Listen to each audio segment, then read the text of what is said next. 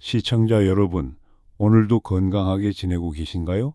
오늘은 많은 분들이 궁금해하시는 음주와 건강관리 이야기를 준비했습니다.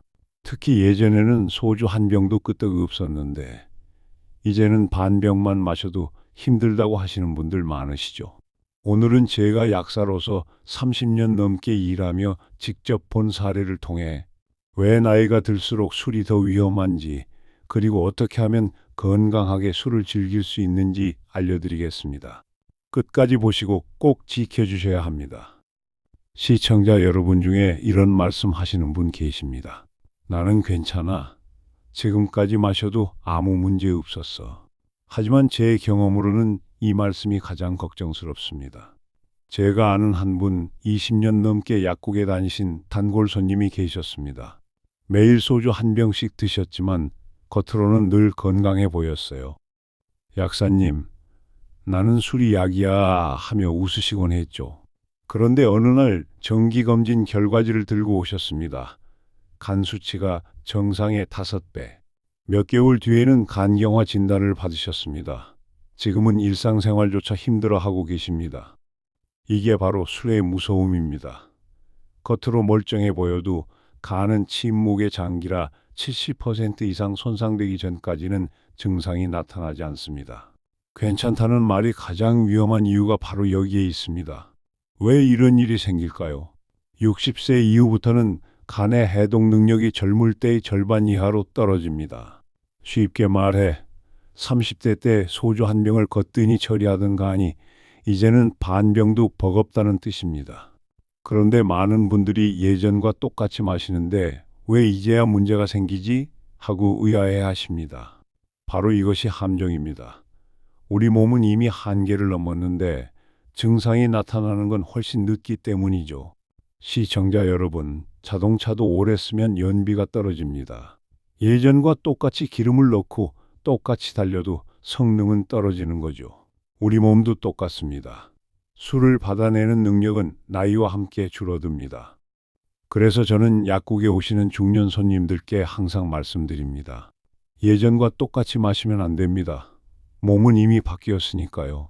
그렇다면 술을 완전히 끊어야 할까요? 꼭 그렇지는 않습니다. 중요한 건 어떻게 마시느냐입니다. 올바른 방법만 지켜도 술로 인한 피해를 크게 줄일 수 있습니다. 첫 번째, 반드시 식사 후에 마시기입니다.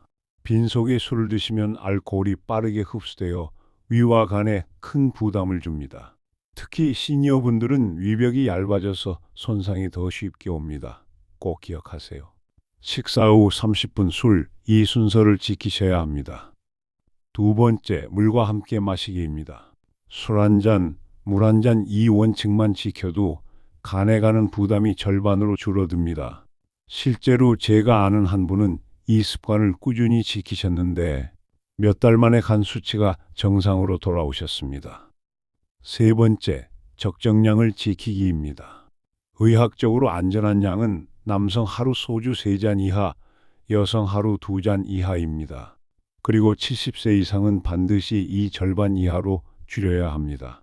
여기서 꼭 말씀드리고 싶은 건 나는 술이 세인 편이다 라는 생각을 버리셔야 한다는 겁니다.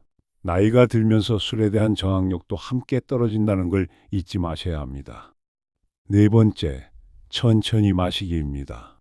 빨리 마시면 간이 따라가지 못합니다. 한 잔을 최소 30분에 걸쳐 드시는 게 좋습니다. 술을 즐긴다는 건 양이 아니라 시간으로 즐기는 겁니다. 이 네 가지만 지키셔도 술로 인한 건강 피해는 크게 줄어듭니다. 술을 드신 후에는 우리 몸에서 빠져나간 영양소를 보충하는 게 중요합니다. 그냥 잠만 잔다고 회복되는 게 아닙니다. 첫 번째, 밀크 시슬입니다. 간세포를 보호하고 회복시키는 천연 성분입니다. 유럽에서는 100년 넘게 간 건강 보조제로 쓰이고 있습니다. 특히 60대 이상 시니어 분들께는 꼭 필요한 성분입니다. 두 번째, 비타민 B군입니다. 술을 분해할 때 비타민 B가 엄청나게 소모됩니다. 부족하면 피로, 기억력 저하, 손발 저림까지 나타납니다. 그래서 음주 후에는 반드시 비타민 B 복합제를 보충하셔야 합니다. 세 번째, 아스파라긴산입니다. 숙취의 주범인 아세트알데하이드를 분해해 두통, 메스꺼움을 줄여줍니다. 실제로 이 성분이 들어간 제품을 드신 분들이 다음 날이 훨씬 가볍다고 말씀하시곤 합니다. 시중에 숙취 해소제는 많지만 중요한 건 성분입니다. 밀크시슬, 비타민 B, 아스파라긴산, 이 세 가지만 기억하시면 됩니다. 시청자 여러분, 같은 술 한 잔이라도 어떻게 마시느냐에 따라 약이 될 수도 독이 될 수도 있습니다. 오늘 말씀드린 네 가지 방법 꼭 기억해 주세요. 식사 후에 마시기, 물과 함께 마시기, 적정량 지키기, 천천히 마시기, 그리고 숙취 관리에는 밀크시슬, 비타민 B군, 아스파라긴산, 이 세 가지 성분만 기억하셔도 술로 인한 건강 피해를 크게 줄일 수 있습니다. 건강한 음주 습관으로 더 활기찬 시니어 라이프를 만들어 가시길 바랍니다. 다음 시간에는 시니어분들이 꼭 알아야 할 안전한 운동법에 대해 준비해서 찾아뵙겠습니다. 구독과 좋아요 눌러주시고 주변 분들과도 꼭 공유해 주세요. 감사합니다.